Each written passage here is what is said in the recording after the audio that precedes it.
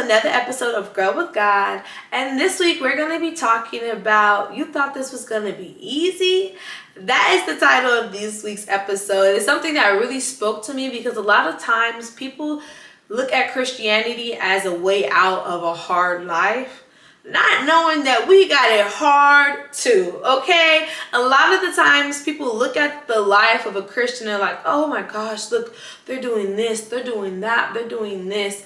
But a lot of people don't know the pain, the struggle, the heartache, the hurt, the tears, the struggles, the hours and hours you put into something that you love. A lot of people do not know it is not easy being a Christian, being a follower of Christ, taking these steps that God is telling you to take, and people are looking at you crazy. It's not always easy having a smile on your face and spreading the gospel and spreading His wonderful word and showing people His mercy, His love, and His grace.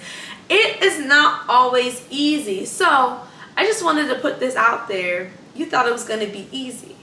I'm going to be talking about mainly Matthew chapter 10. It really spoke to me and let me know that this journey is not going to be easy.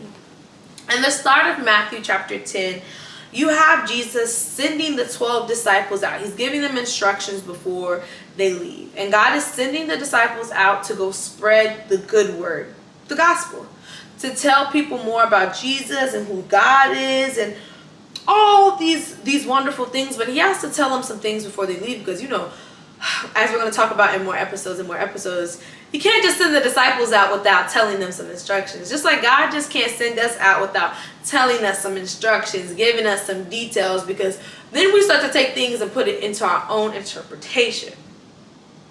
So I felt like the first step when God was speaking to them, He said, I'm giving you this power to do something. He said this to them. He said in Matthew 10 verse 8, heal the sick, raise the dead, cleanse those with leprosy, drive out demons. Freely you received, freely give.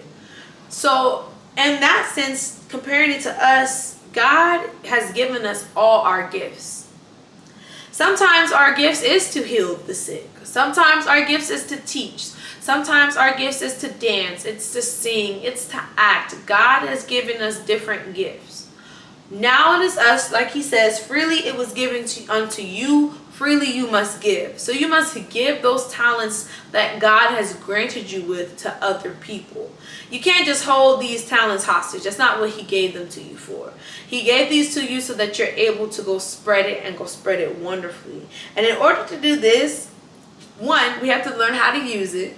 And number two, we can't be scared. We have to really hold and have faith in what God is telling us to do and just to actually go and do it. And this probably was the hardest step of you thought it was going to be easy.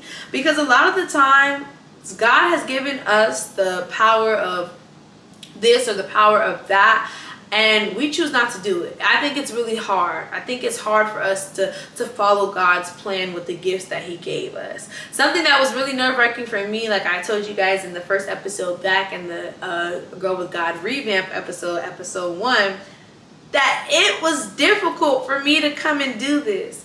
But God gave me a good power of speaking, I feel like. God gave me a way of interpreting His Bible for that me and other young girls or young men or whoever's watching can really understand. I feel like that was God's gift to me.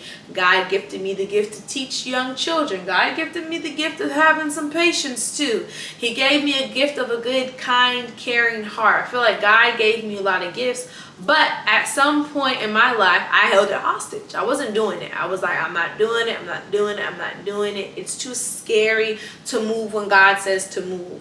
So God sometimes has to shift that atmosphere and go ahead and get the ball rolling. So I feel like that's the first step of you thought it was going to be easy. Okay? He gave us these gifts. Now we have to use them.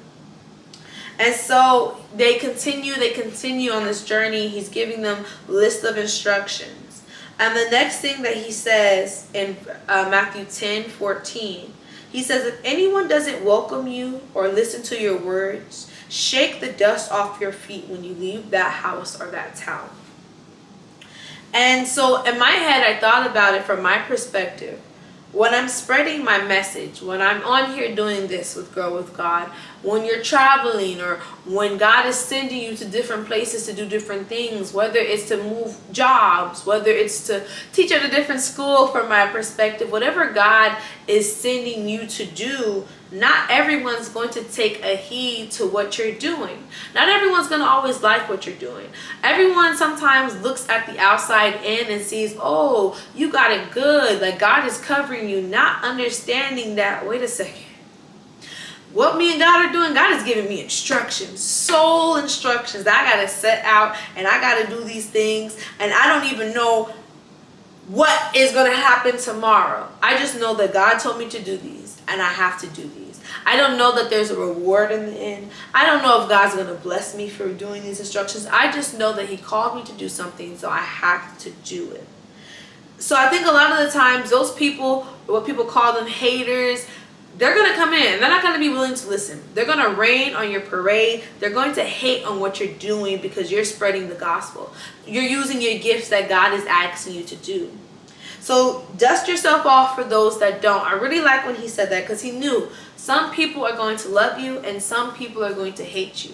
But it's just up to you to continue to spread. And I thought about this from a teacher standpoint. I said, oh my goodness, when I'm in my classroom, not all the time do all my students understand the concepts that I'm teaching them. For example, if we talk about an algebra expression, does everyone know how to multiply or add the like terms? No, not everyone knows how to do it. But if you can get 3 or 4 students to understand the concept, you're like, oh my gosh. You feel like you had an amazing breakthrough because students are understanding. And a lot of the times you kind of feel like, man, I still got 14 other kids that don't understand this concept. But you realize when you put the students in little small groups and they start to work together and they're able to explain it in a way that's different from the way you're explaining it, and that's how it gets spread. So I feel like sometimes we get so upset with ourselves because we have too many people that don't like it. But I feel like you just have to continue to brush yourself off, because you have to remember, at the end of the day, you're not doing this to please people. You're doing this to please God. So these are the steps. It's not going to be easy. It's not going to be easy. People are going to say hurtful things. Sometimes it's going to be devastating to lose loved ones, to lose friends. But at the end of the day, you got to dust yourself off. You have to get back up again. And you have to appreciate the ones that will listen. You have to welcome the ones that are listening. You have to explain to the ones that will listen. And so Jesus is giving them this long list of instructions. And he keeps going. He's like, wait a second. It doesn't get better. Eventually, Matthew 10:16, he says, look, I'm sending you out like sheep amongst wolves. Therefore, be as shrewd as a serpent and as innocent as a dove. And I said, oh my goodness, that part really touched me. I'm sending you out like sheep amongst wolves. You know that if you're in a herd of sheep and wolves, you're most likely going to be attacked. So he's saying, listen, the people are going to always attack you because you are a sheep and they are wolves. They're always hungry. They're always going to get at you because guess what? You're doing the right thing. But what he tells you to do, he says, do not switch up on me. Okay? Because he says you need to be as shrewd as a serpent and as innocent as a dove. Okay? Be wise like a snake. Think like a snake. Be mindful how you move. But still hold your innocence like a dove. Don't follow the crowd. Don't let the waves take you. No. It's saying sometimes you gotta maneuver your way in the best way possible, but still be innocent as a dove. Don't do it in a way that is malicious to others. Don't hurt people on purpose. Don't hurt people doing the things that you're moving. No. Move wisely. Move smartly. You're going to have to maneuver yourself out of the situation because you don't want to be eaten. You don't want to get overtaken. You yourself don't want to turn into a wolf. But you still want to hold that innocence. And I like when he said that. You have to be able to find a balance. You know? Don't be dumb about the things you're doing and how you're going about it. But be wise. Be brave. But still hold your innocence. And I really like how he said, hold your innocence as a dove, because he really wanted to make sure he let people know this journey is going to be hard. And I'm letting you know now that I'm sending you out like sheep amongst wolves. So it's kind of like when people say, I'm setting you up to fail. Although God isn't setting you up to fail, he's letting you know, I'm about to put you out here with the big dogs. And it's either you turn into one of them or you continue to be what I want you to be, and I'm going to get you through that path. And I feel like that's what a lot of us don't forget. You thought it was going to be easy. You thought God was going to send you into a pack of wolves as a wolf. No, he's going to send you into a pack of wolves as a sheep so you can see how many wolves you can get to be kind and to be gentle and to turn themselves around to become innocent like a dove and wise like a serpent. So I kind of really liked when God said that. And he tells you, you'll be hated for knowing God's name. But can we truly endure it? At the end of the day, and it tells us time and time and time again, we are going to be hated for knowing God, for saying God, for doing the things that is of God. But can we endure it to the end? Are you going to stand fast, stay steadfast in God's love? Are you going to continue to be rootly and deeply grounded in his word, in his foundation, in his mercy? I think sometimes this is the part where God's like, are you going to stay with me, or is things going to get too hard and you're going to walk away? And so God, Jesus keeps giving them their instructions. He tells them eventually. So these are the first set of things he tells them. He tells them, listen, God gives us a gift. We have to be able to use this gift. Then God tells us, okay, now you have to use that gift. You got to spread it out. It's not going to be easy. Some people are not going to like it. And then he tells you, okay, letting you know, I'm setting you up. You're going to be out there, a sheep amongst wolves. But then he also tells them, Jesus keeps giving these instructions. He says in Matthew 10:28, don't fear those who kill the body, but are not able to kill the soul. Rather fear him who is able to destroy both soul and body in hell. So I was like, oh my goodness. I said, this made me think of, okay, I'm not to fear the people. So if you go back, he's telling you all these things are going to happen to you, okay? Welcome those who will listen. Dust yourself off for those that don't. Remember, I'm sending you out like a sheep amongst wolves. So there's going to be people trying to attack you. But you shouldn't fear those who kill the body. You should always maintain that fear of God. Remember, God has the power to do both. God has the capabilities to do both. To kill the body, to kill the soul. But remember, the people that he put on this earth, all they can do is kill that body, baby. But remember who owns your soul. Where do you want your soul to be at the end of the day? So you have to remember to maintain that innocence. And then my favorite part was when he said in Matthew 10:34, don't assume I came to bring peace, but a sword.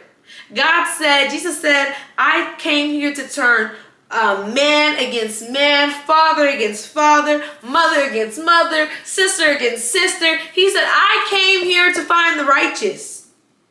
I came here to do these things. Jesus wasn't here to bring peace, but to see who's going to love God, to see who's going to fulfill his word, to see who's going to continue to take the steps that God needs him to take. And I said, okay, God is not playing around. So if Jesus didn't come here to have peace, if Jesus wasn't brought here for peace, what made you think you was going to find peace? Jesus said he came here with a sword. Jesus came here with a sword. Jesus came here to stir things up. Jesus came here to find the righteous. Jesus came here to find the faithful. Jesus came here to find the people that was going to love God, spread his word, and walk on this earth and do God's will. That's what Jesus came. Jesus came to turn people against each other. Just think about it. And you thought it was going to be easy. You thought this journey was going to be easy. And it's not. It's sad to say it's not. But the one good thing that he says, and we're going to go into Matthew 11, verse 10. He says, this is the one about whom it is written. See, I'm sending my messenger ahead of you. He will prepare your way before you. So although you have all these things and although you have all these struggles, God is preparing the steps. You just have to take them. You just have to be bold. You just have to have faith. But guess what? It's not going to be easy. The steps you have to take, the things you have to do, it's not going to be easy. So this was probably one of the favorite episodes I've talked about. You thought it was going to be easy. Remember to pray, to fast, to study his word, to get a good support system, and just keep pushing through and dust yourself off on those days where it just doesn't feel easy. I hope you enjoyed this episode.